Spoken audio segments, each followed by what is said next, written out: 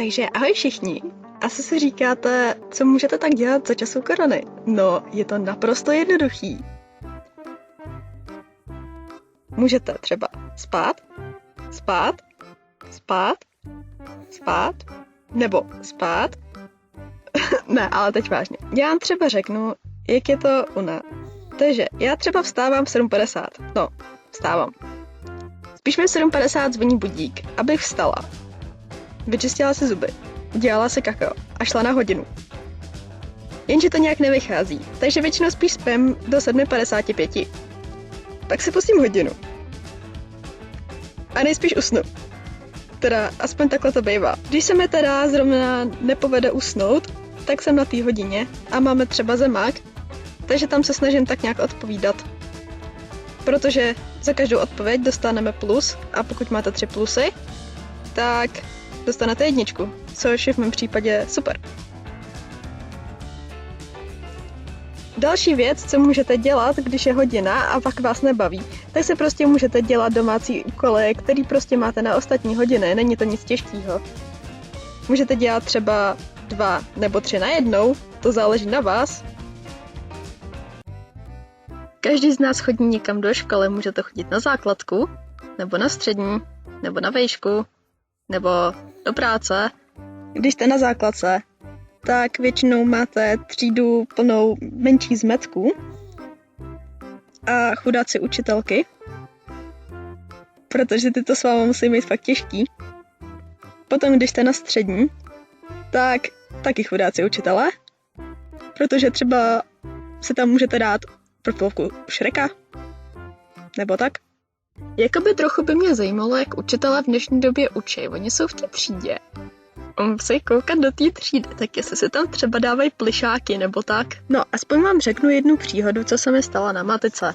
Brácha přijel domů a byli jsme spolu u táty a já jsem měla ráno matiku. Tak jsem vstala, udělala jsem si kakao, už byla hodina, tak jsem si počítač nechala prostě v pokojíku.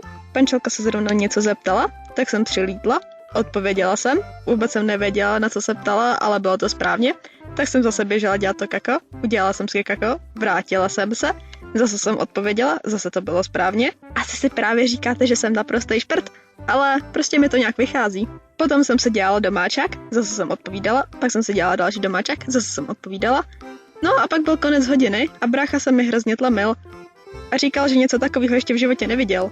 Takže jak vidíte, můžete při hodině dělat úplně cokoliv, stačí, když odpovídáte a prostě vypadáte chytře. No a jestli si říkáte, co můžete vlastně dělat, když třeba zrovna nemáte vyučování, tak vám říkám, že můžete dělat fakt úplně všechno.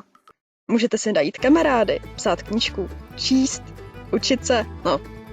Můžete běhat, můžete skákat, můžete spát, můžete koukat na televizi, nebo můžete spát, nebo můžete jít ven, nebo můžete spát, že? Můžete kreslit, nebo malovat. Můžete střílet, jak z luku, tak z pistole, pokud teda máte oprávnění, že? Můžete něco vařit, ale prosím, ať vám nevybouchne kuchyně jako mě. A nebo můžete najít svoji super sílu. Co myslím tou super sílou? No, můžete třeba dlouho spát. Jakoby jde o to, co vás prostě baví.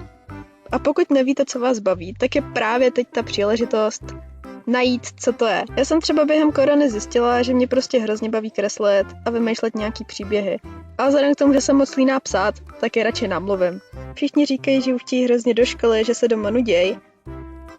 Ale až budete chodit do školy, tak to bude podobný. Jenom prostě budete mít víc toho fyzického kontaktu, což naprosto chápu, mě taky chybí. Ale potom si zase budete stěžovat, že nemáte čas. Každopádně momentálně se blíží Vánoce.